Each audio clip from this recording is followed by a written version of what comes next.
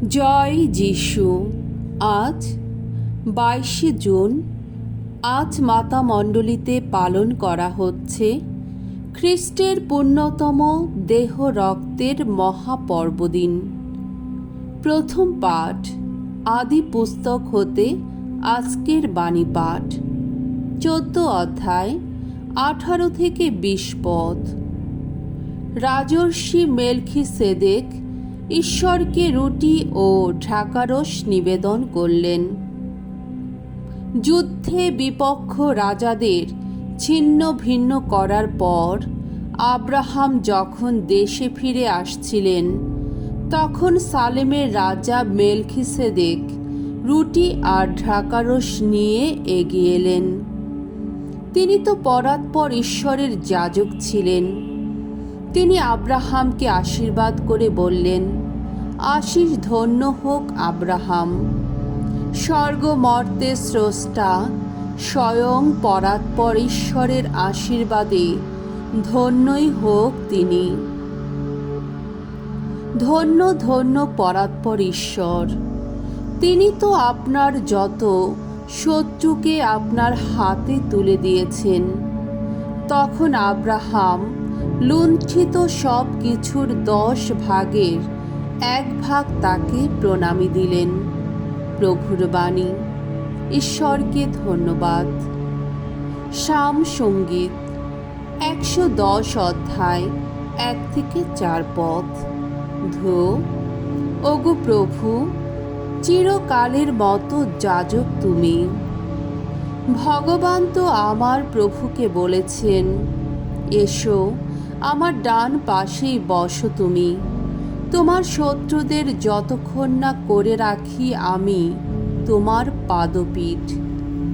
ভগবান এবার সিয়ন থেকে তোমার রাজদণ্ড প্রভাব চতুর্দিকে ব্যাপ্ত করবেন।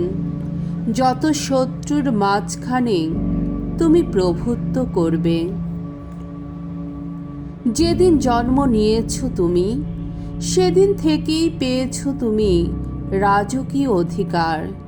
সেদিন থেকেই ভূষিত তুমি পবিত্র গরিমায়।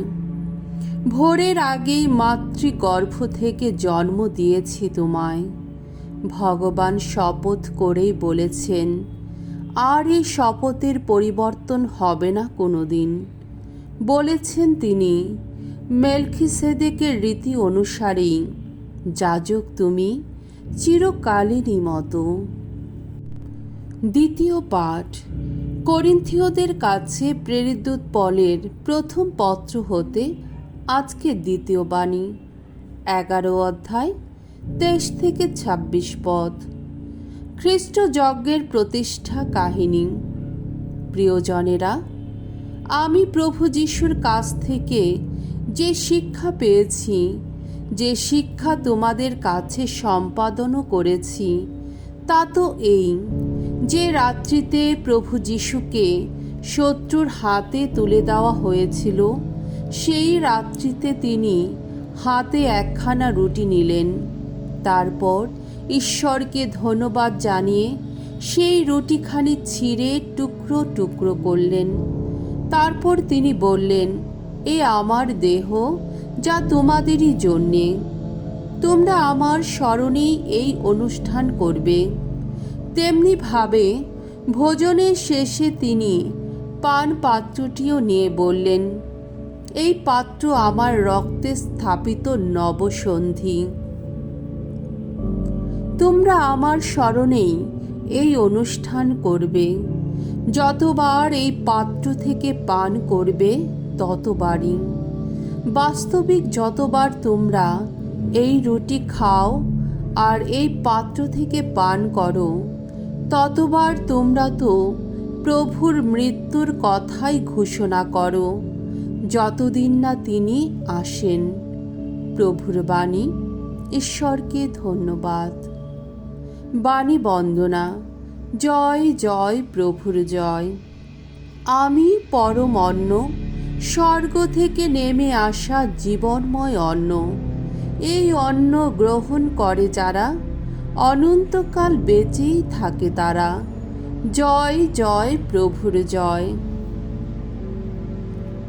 মঙ্গল সমাচার, লোকরচিত মঙ্গল সমাচার ৯ অধ্যায় ১১ থেকে ১৭ পদ।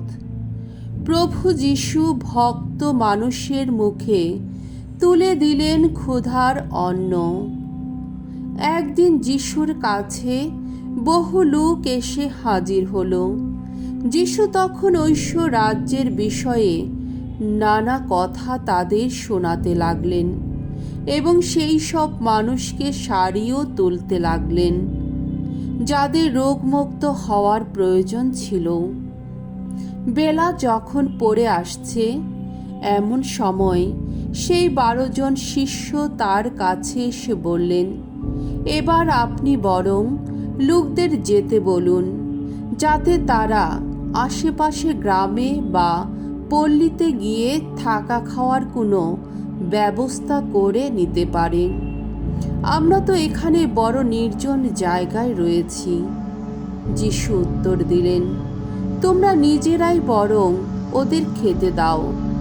তারা তখন বললেন, কিন্তু আমাদের কাছে ৫খানা রুটি আর ২টি মাছের বেশি তো আর কিছুই নেই। নাকি আপনি চান আমরা নিজেরাই গিয়ে ওই সমস্ত লোকদের জন্যে কিছু খাবার কিনে আনি? তখন সেখানে উপস্থিত পুরুষদের সংখ্যা ছিল ৫,০০০-এর মতো। যীশু উত্তরে তার শিষ্যদের বললেন, শুনো, ওদের তোমরা কম বেশি ৫০ জন করে আলাদা আলাদা দলে বসিয়ে দাও। শিষ্যেরা সেই মতো সকলকে বসিয়ে দিলেন।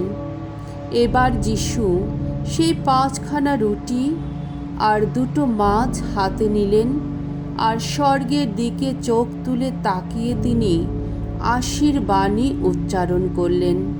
তারপর সেগুলি ছিঁড়ে টুকরো টুকরো করে লোকদের পাতে দেবার জন্যে তার শিষ্যদের হাতে তা তুলে দিলেন।